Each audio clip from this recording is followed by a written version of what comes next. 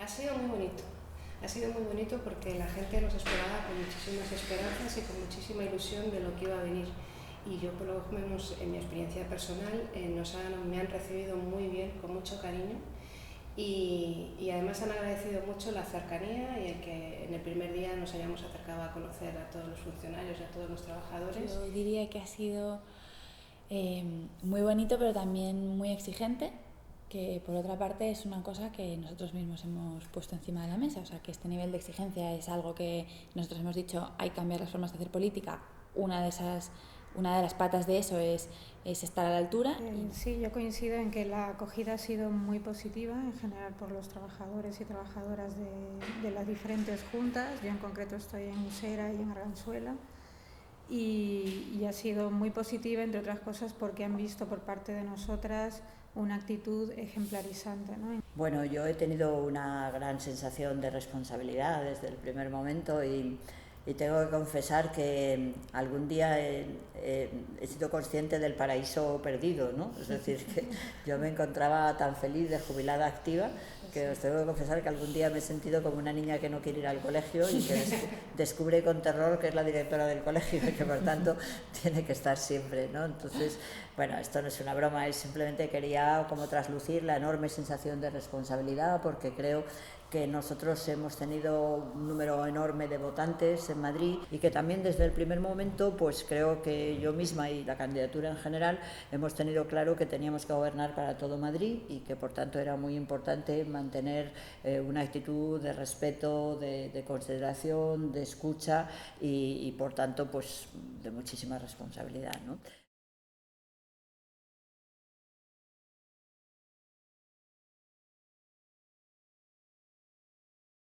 Bueno, yo creo que es un despertar de España y entonces las mujeres están llegando a todas partes. Yo estos días me está sorprendiendo porque, como sabéis, estamos manteniendo conversaciones con los grandes bancos para intentar poder tener su firma y su aceptación de que no se van a llevar políticas de desahucio y que van a participar en las oficinas con las que nosotros queremos generar mediación para imposibilitar desahucios, ¿no?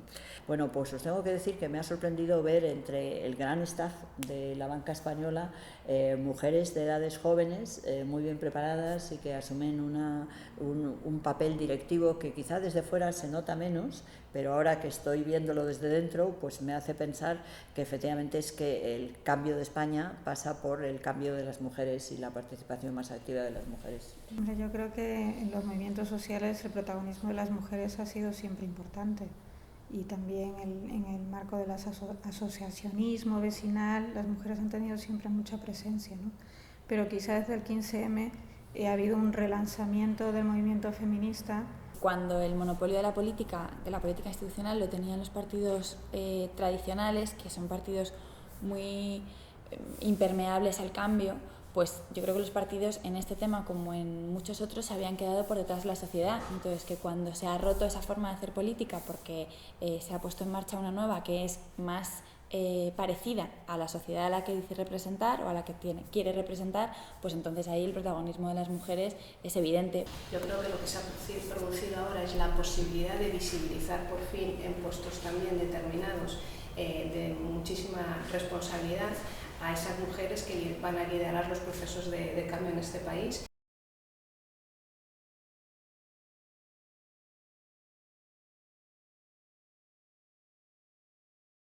Yo creo que la sociedad se está dando cuenta que para valorar las actividades empresariales no solamente basta las cuentas de resultados, sino que basta el beneficio social, es decir, la situación de que hay una realidad que mejora.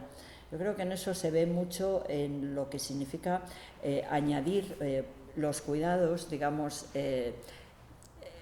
lo pequeño, lo personal, lo individual a lo colectivo, ¿no? Y yo creo que eso es la gran aportación del valor social en las empresas.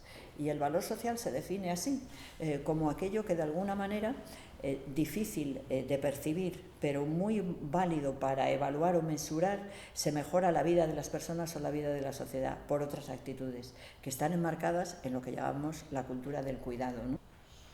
A mí me gusta más para hablar o pensar en la política de los cuidados o en la cultura de los cuidados que en la de las mujeres. Me parece que es fácil que al hablar de la cultura de las mujeres caigamos en una cierta esencialización o biologización de lo que son las mujeres y de lo que son los hombres, ¿no? Más que hablar de cultura de la mujer, pues tendríamos que hablar de reivindicar, ¿no?, el movimiento feminista, que ha puesto muchos temas sobre la mesa, y hablando de cuidados y de sostenimiento de la vida, ¿no?, hablar de las responsabilidades que tiene el Estado, ¿no?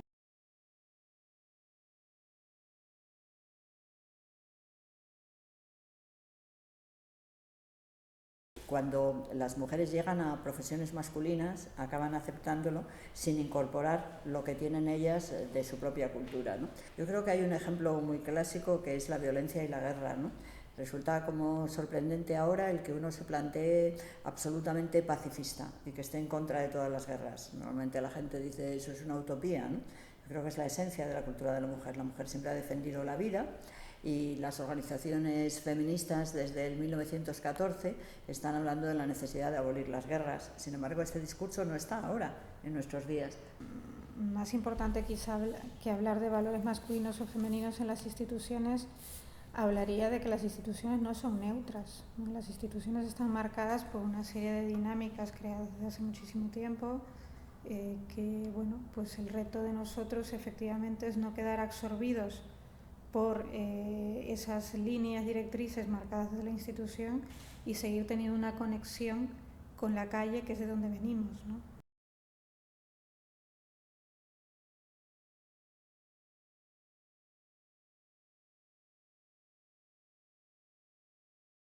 Hombre, yo como soy la mayor de todas, claro, me ha tocado vivir todo eso, ¿no? Por supuesto, a mí, yo me acuerdo cuando era muy joven, pues de todo, desde cuando estaba yo embarazada, algunos abogados, yo estaba entonces ejerciendo de abogados, que me decían, qué vergüenza, una mujer embarazada, siguiendo haciendo juicios y cosas así, o hasta, bueno, sí, claro, a mí me ha tocado vivir esa época, pero supongo que a mis compañeras concejalas que son jóvenes no habrán tenido esa experiencia, porque afortunadamente... Sí. Bueno, pues sí. Por ahí, pero de todo, ¿no? De todo. Yo me acuerdo en mi primer destino, pues bueno, siempre me decían, ¿y ahora qué vamos a hacer? Porque antes siempre la jueza era la mujer del juez. Y ahora muchas cosas divertidas me han pasado. Sí, sin duda.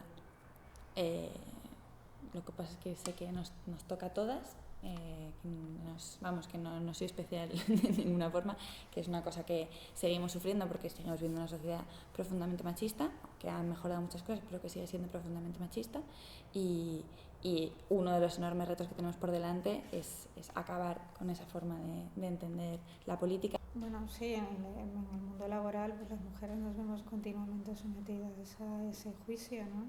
Sobre todo a determinados niveles. Bueno, yo creo que en todos los niveles, incluso en altos niveles de responsabilidad también te ves muy cuestionada, pero cuando además tienes papeles subordinados, pues es bastante frecuente, ¿no?, el abuso de autoridad.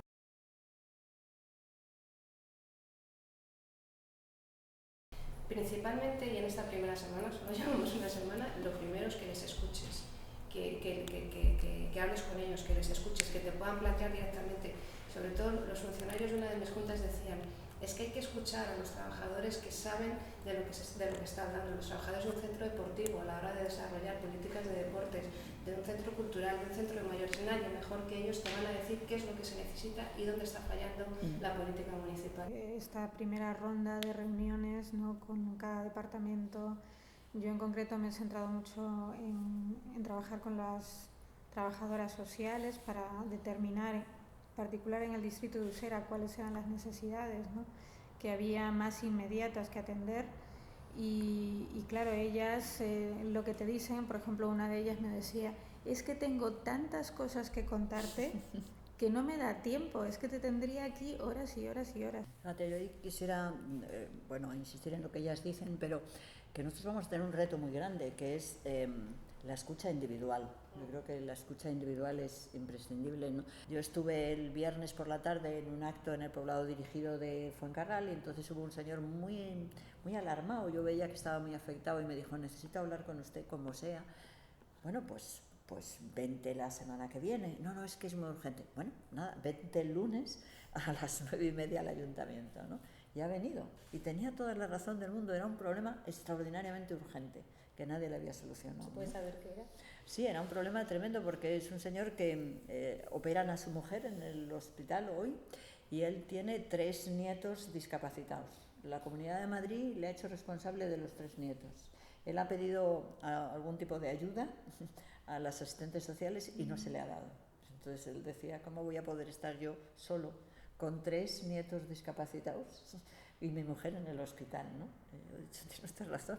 Y hemos empezado a llamar a los servicios sociales, dices, ¿qué pasa, no? ¿Qué tenemos en las manos que no tenemos esa sensibilidad para darnos cuenta que hay problemas que no pueden esperar a mañana? Sí, en este punto además hay que decir que las ayudas a domicilio se han visto afectadas por la falta de voluntad política de la Comunidad de Madrid, porque en muchos distritos ahora mismo tenemos un déficit, en concreto en Usera, de 600.000 euros que no tenemos en caja y por lo tanto no podemos atender situaciones de emergencia.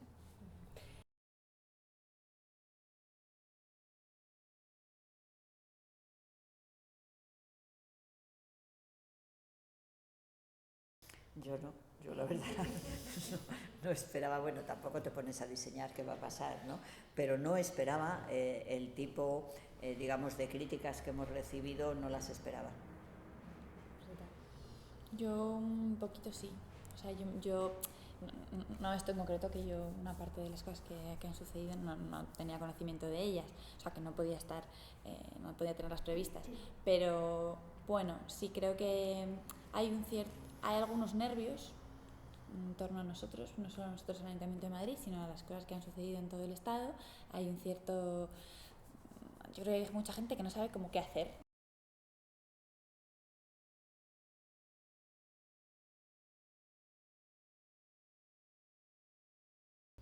Sí, claro, estamos ya empezando a conocer los datos y ahí yo creo que a mí me gustaría hacer una reflexión sobre la necesidad de que la democracia nuestra funcione de una forma más correcta, porque en el fondo no tiene ningún sentido el que los traspases de gobierno se hagan como se hacen. Lo suyo es que antes de irse, el gobierno saliente te ponga en antecedentes de lo que necesitas conocer, porque nosotros hemos venido como un punto cero, es como si no existiera nada.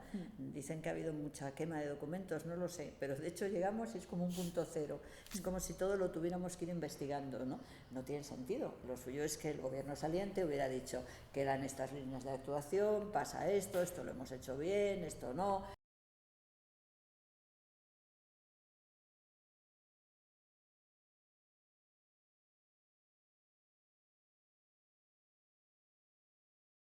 Bueno, yo creo que la manera de hacer política nos ha teñido a toda la sociedad, tanto a los partidos en el poder como a sus oposiciones. Entonces, si yo creo que ha habido un gran fracaso de los partidos en la oposición, yo creo que también el activismo ha tenido unos planteamientos muy clásicos y muy, digamos, relacionados con unas maneras de trabajar muy asamblearia y muy de la política tradicional. Yo creo que se ha trabajado poco en alternativas de comunicación diferentes, más individualizadas, que nos hagan dar un salto a lo que habitualmente se ha conocido que es la forma de ejercer la política, ¿no? Yo creo que nosotras, si estamos aquí sentadas hoy, es gracias al triunfo de los movimientos populares y los movimientos sociales. Somos hijas del 15M. Si el 15M no hubiera abierto una ventana de oportunidad, no hubiera abierto un ciclo de movilizaciones, desde luego no nos encontraríamos aquí. Yo recojo una parte de la crítica y no la recojo ahora, sino que sobre esa crítica empezamos a pensar Podemos hace un año y medio. Una parte de la crítica digo que hace Manuela viniendo yo del activismo. Yo creo que ha habido una fase larga en la que los movimientos, iba a decir pero voy a decir nos, porque yo me siento parte de ese sujeto, nos quedamos un poco parados y un poco bloqueados también, yo creo que ante la incapacidad de conseguir cosas.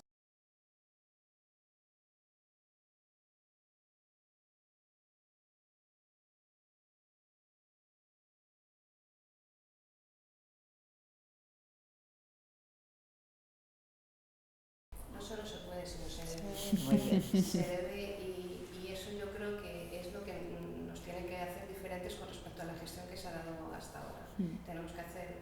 ciudad abierta, una ciudad solidaria y una ciudad colaborativa.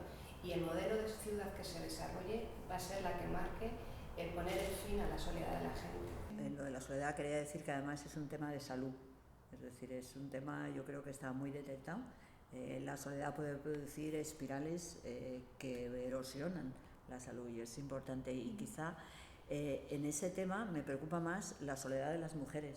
Pero si potencias espacios comunitarios, que creo que es nuestra obligación desde el ayuntamiento, pues podemos combatir ese efecto, ¿no?, tan perverso de la soledad y el aislamiento social al que se condena a muchas personas. ¿Quieres añadir algo? No. Pues muchísimas gracias por esta conversación. Podríamos seguir durante horas. Muchas gracias. Un placer hablar contigo.